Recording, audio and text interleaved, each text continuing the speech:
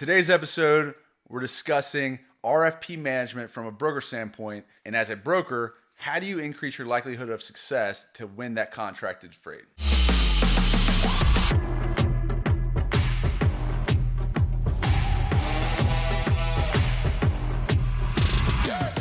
Bryan, personally, I have some mixed feelings on RFPs. Give me your thoughts and tell our audience, what exactly is that? Yeah, so RFP in our world is any type of request for pricing, request for proposal.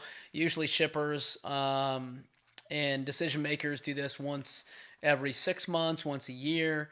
Usually you see a lot of like the Fortune 500 companies, they'll run one at least once a year, once every 6 months. What they do is they kind of vet new carriers coming into the network, kind of get pricing aligned for the next fiscal year. A lot of times these public companies, they have to report to Wall Street.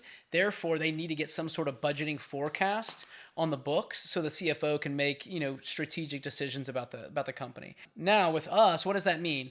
Right? So if I'm a broker, I'm a salesperson, and I go into it, the prospect says, hey, I've got this RFP coming out in December. Does that mean, yeah, I've struck gold. You can retire. Yeah. I've got this RFP. Yeah. I've struck gold. I know several reps that come to us, since we're in leadership roles, they've come to us and say, hey, I got this big RFP coming up, with, a huge client. To us, we've been down that road before. Our success rate hasn't been great the past 3 or 4 years. But, at the same time, it is an opportunity to be invited to those events and to learn more about their lanes and more about their process. I think, the best way to approach it, I love trying to have some sort of relationship along the lines with an RFP. So if we're super transactional and we just fill out the bid and we submit pricing and then we just hit the green button and we hope for the best, I think our likelihood of success there is not going to be very good. But if we're able to create a relationship with the logistics manager and, figure out where they need the most help or where where we can bring the most value, I think that's the best approach, especially for a broker our size, which is 25 people. We're running thousands of loads a week. At the same time, we're not the TQLs of the world or the CH Robinsons or the RXOs and that sort of thing. I want to back up to what you just said because it's funny you mentioned, got an RFP coming up. Yeah. They throw it over. You have no relationship in place. Right. From sales side of what we do, if I don't have a relationship and a prospect tells me we have an RFP in let's say March. Yeah. That's like an objection. And brush off. That's how they get me off the phone. Yeah. Because I've heard that countless times. No matter how much I still pursue them to try and get involved in that RFP, there's no relationship established. So all they're doing is collecting data from us to benchmark, likely with their incumbent carriers, yeah, who they're probably going to contract continue contracting with regardless. So yeah, in RFP, they send out all their lanes. They want to get locked in or contracted pricing on those lanes, mm-hmm, and they invite carriers that they work with, which are incumbents. Yeah. Also, they might invite a handful of non-incumbents or carriers they do not work with, right, to participate as well. So, you quote all their lanes, you submit it. If you have that relationship in place, how do you retain the business that you have, yeah, the load volume and lanes that you have, but also win more volume on top of what you already have established? Yeah, I mean, my approach has always been this. As an incumbent carrier, those are the lanes we have established carrier networks with, and those are the lanes that we're good at. So we'll just say, St. Louis to Chicago for a drive-in shipper is one that we have and we've dominated and we've done a really good job with it. How do we get more St. Louis to Wisconsin or St. Louis to Minnesota or St. Louis to Indiana, right? How is it, still in kind of like your niche for those larger shippers and customers, but just a little bit more outside where you're gaining more volume and you can still use that carrier base, we'll call it, based out of St. Louis. And let's look at it from this angle as well. Mm-hmm. You're outside their network. You're invited to participate in this RFP for the first time. Yeah. Historically, and this is how we've done it too, but a lot of brokers will just go and throw rates. Yep. They'll run it through DAT or batch rating yes, system. Some put type them in there. of system that has rate data. They'll run it all through. Let's say it's 500 lanes. They quote all 500. They send it back, and they're like, nice. Perfect. Yeah. Let's see if we win.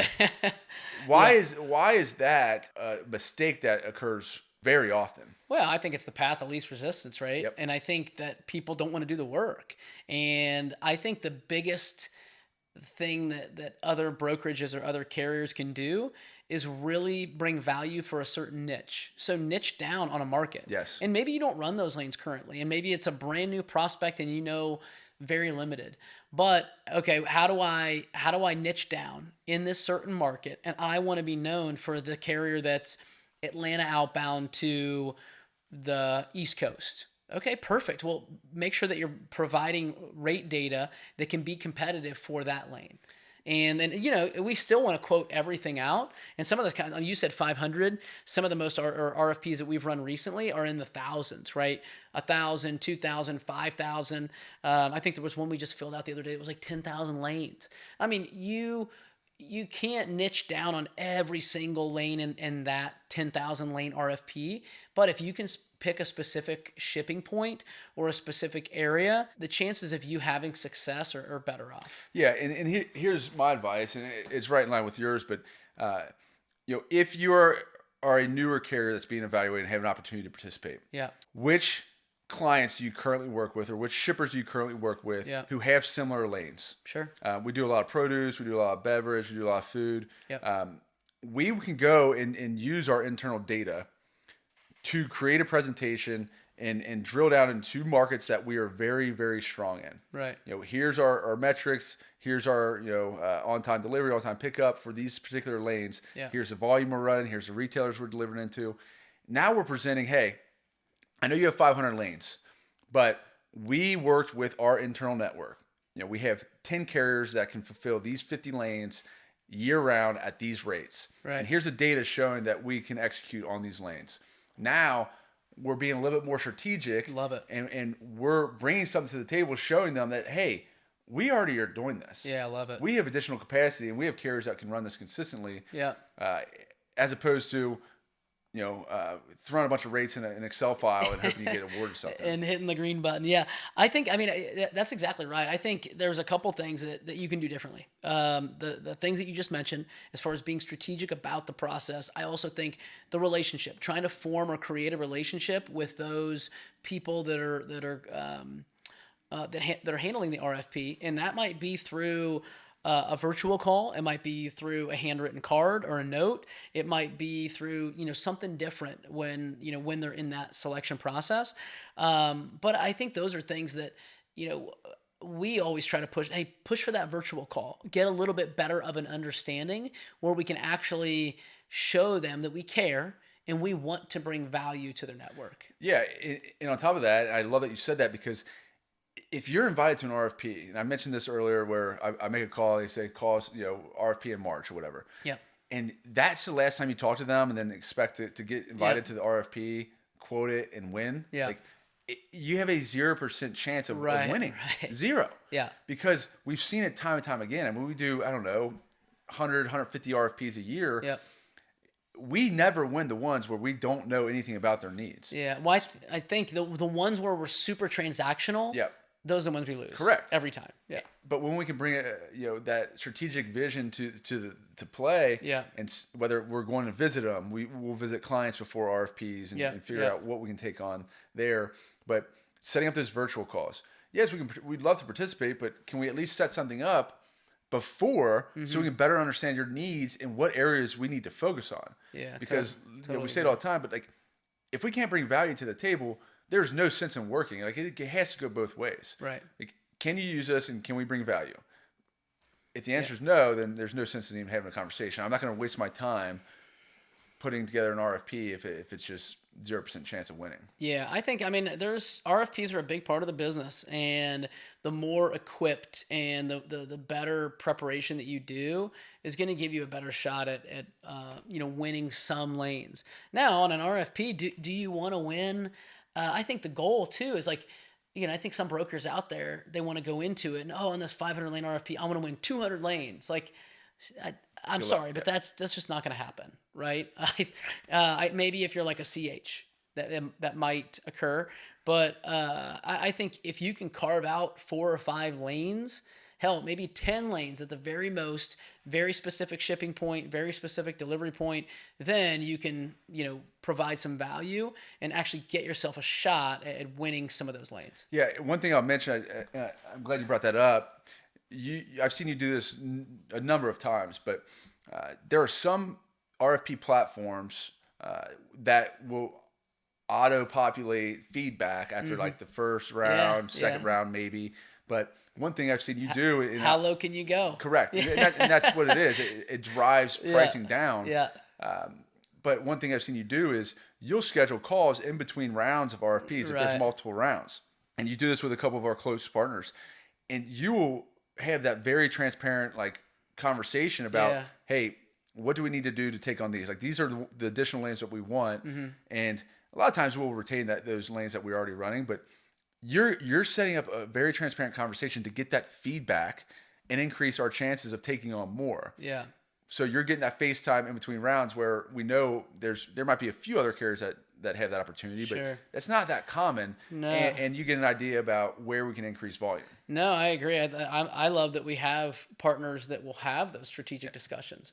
I'm still pissed off about that Mankato lane. I want Mankato, Minnesota back. So I'm familiar with that spot. Yeah. Well, this is all great information. I think, if you're a younger broker out there, if you're any broker that is, having these RFP discussions, hopefully you take away some of the value that we've brought to this discussion today, and you can use that for future RFPs, future conversations with your prospects and your customers. And let me leave you with this.